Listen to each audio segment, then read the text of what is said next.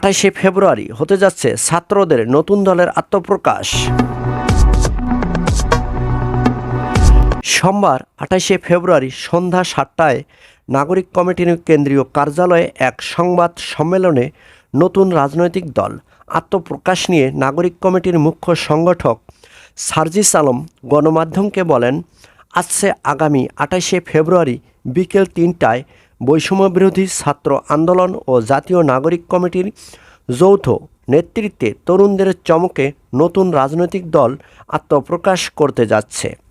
সার্জিস আলম গণমাধ্যমকে বলেন, আগামী 28শে ফেব্রুয়ারি বিকেল 3টায় মানিক মিয়া অ্যাভিনিউতে বৈষম্যবিরোধী ছাত্র আন্দোলন ও নাগরিক কমিটির যৌথ নেতৃত্বে বাংলাদেশ তরুণদের নিয়ে নতুন এক রাজনৈতিক দলের আত্মপ্রকাশ অনুষ্ঠানটি অনুষ্ঠিত হবে এবং সেই দিনে নতুন এই রাজনৈতিক দলের নামও চূড়ান্তভাবে প্রকাশ করা হবে বলে তিনি গণমাধ্যমকে একথা নিশ্চিত করে জানিয়ে দিয়েছেন।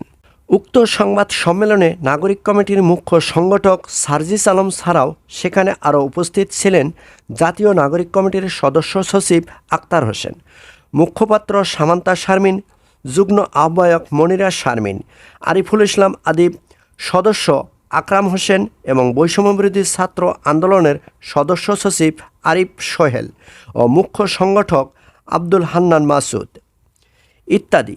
দলের আরও অন্যান্য সদস্যরাও সেখানে উপস্থিত ছিলেন।